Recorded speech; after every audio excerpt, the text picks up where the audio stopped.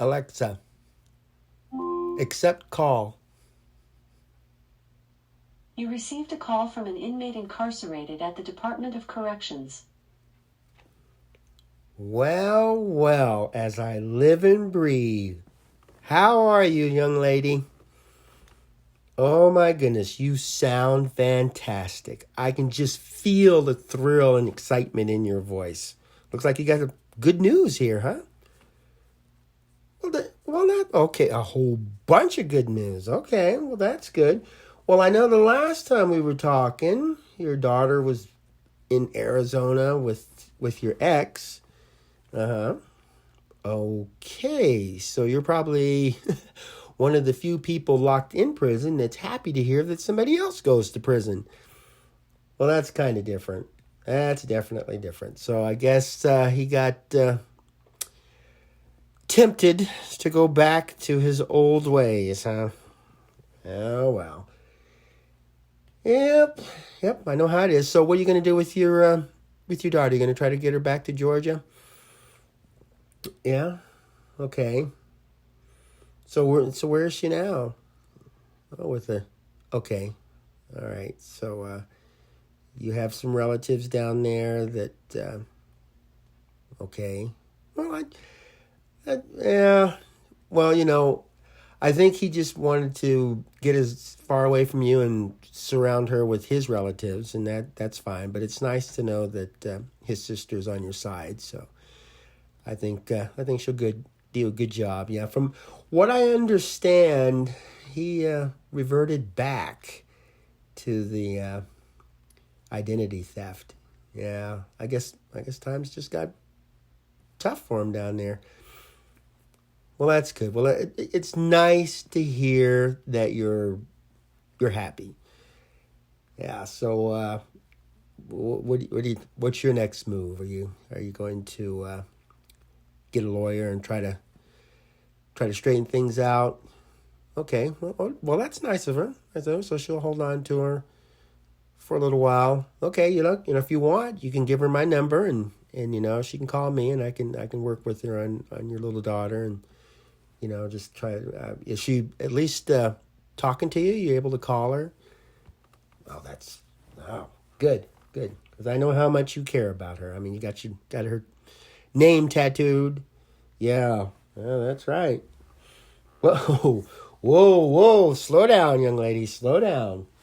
First of all, I have a fiance, and second of all, as beautiful as you are, I'm attracted to the little redhead white girls. So, I mean, yep, the odds are against you. No, it has nothing to do with that. It's just that usually, we don't really plan on who we fall in love with, and we don't really limit it to looks. At least I hope not.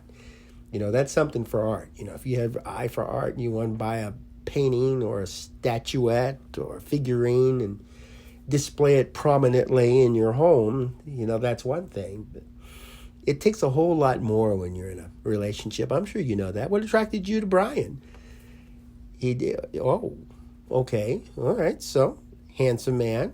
Yeah, that's usually when we look out and we're kind of roaming around, maybe if we're looking for a mate or something like that, that physical attraction is what draws us near. You'll see somebody that catches your eye and you want to get to know more. And of course, if Brian had said all the wrong things, it doesn't matter what he looks like. You would, yeah. That's exactly right. Yep. Well, no, I don't turn down anybody that's not a redhead, and I don't. You have 60 seconds remaining. Oh boy. Well, that was a fast one. Well, I just want you to know that it was nice to hear from you, and I'm glad that you're up and happy again. And things are moving your way. Yes, yeah. Oh, yeah, I know you love your daughter. I know you do. You will do anything for her. And as long as she's got you as her mom, she's one of the most fortunate little girls in the whole wide world. Yeah, so definitely keep in contact with her. Don't let this guy get the best of you. He's trying to use her as a pawn, and that's not a good thing. Yeah, you're a good person. I have no complaints there, and it's his loss. He should have taken better care of you. He didn't. And that's just the way things are. You have 10 seconds remaining. Okay. Well, got to wrap this up. Take care of yourself. Have a good time. Yes. Yeah. Yep. Your daughter. Yeah, definitely. She's everything. Yeah. Send her pictures.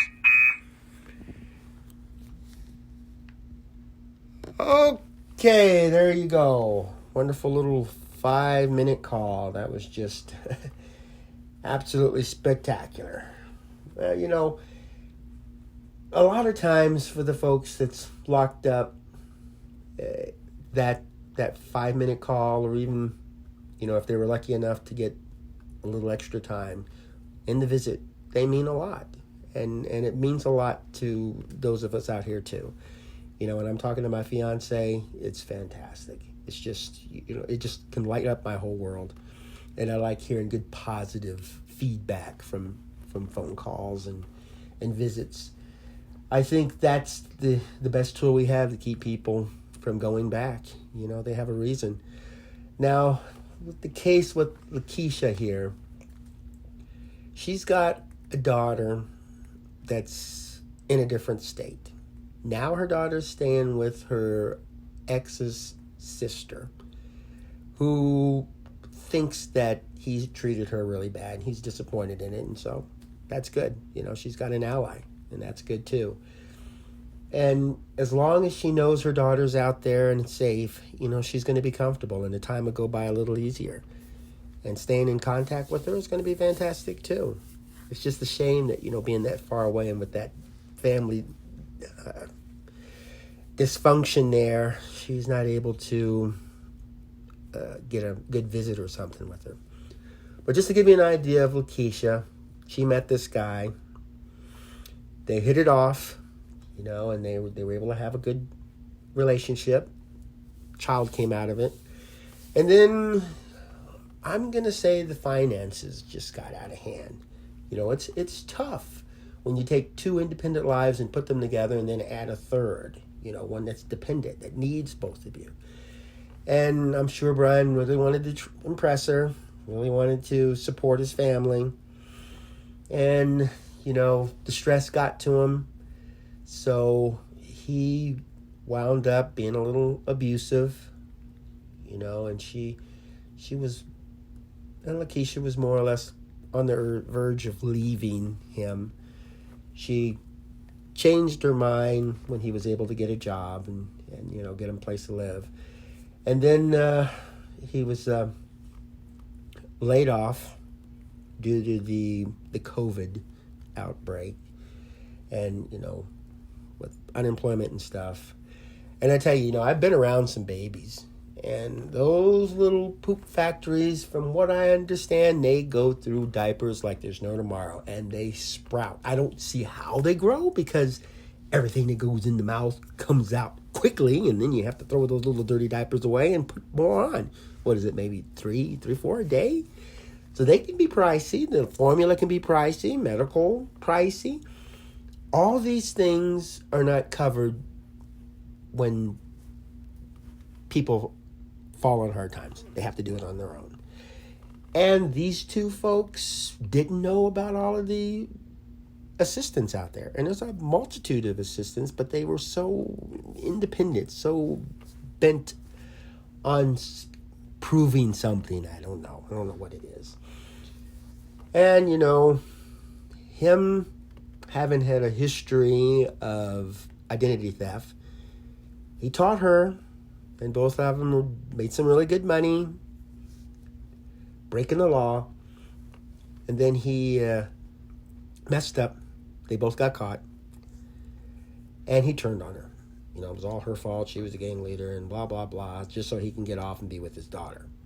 Of course, poor Laquisha wound up going to prison. And apparently they fell on hard times again, because with her locked up and unable to work, and him not knowing who to turn to, and he was in a state where he didn't have his relatives, he decides to take off, go to Arizona with his family, and then he ends up falling on hard times and going back to the identity theft. I looked up his history. And yes, he was arrested and he went to prison. So now both of them are in prison, and the poor little girl doesn't have either one of their family members or either one of their, I guess their families are separated by states, and her parents are separated.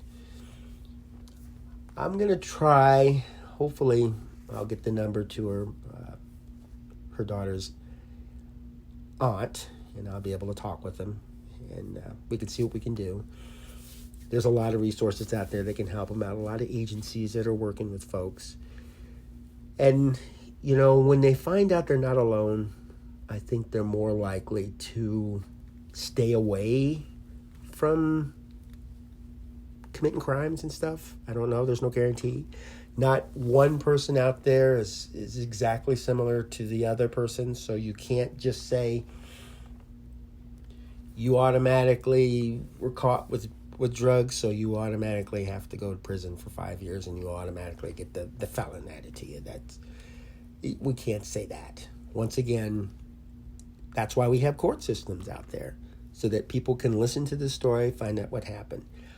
I really feel bad for these guys because they didn't take advantage. It's almost like suicide people. We often feel guilty after they commit suicide. And in their mind, the only way out is just to leave. They don't want to hurt anybody, and they just don't want to deal with it. And they've tried, and they've run out of options, and that's all they have left. And we feel very bad. We do what we can. It's just that it's all up to them. They're the ones who make that final decision, not us. And nothing we say, nothing we do is going to change that. We have to hope that they can find the right resources, that they can get the help that they need, or that they'll just be able to pick themselves up and continue on. And with the folks that are locked up, it's not too different. Instead of committing suicide, which is a terrible thing, they wind up committing crimes. And some of them just keep on doing it because that's all they know. And being locked up in prison with other folks that talk about it, and that's what give them some ideas and stuff, that doesn't help either, especially for those that are first-time offenders. They get in there and they start hearing all these little stories, and the wrong ideas get in their mind.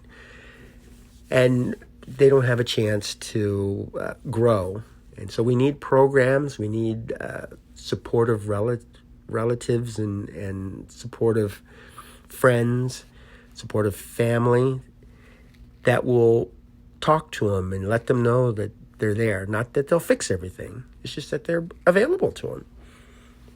So I'm hoping for the best for Laquisha's daughter. And she sounds a whole lot better than she did the last time. Because she was really upset because she thought everything was gone. Now she has some hope.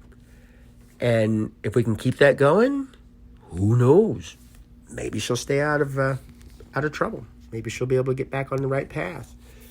Once again, it's not up to us. It's up to her. The criminal system can't fix it. The judicial system can't fix it.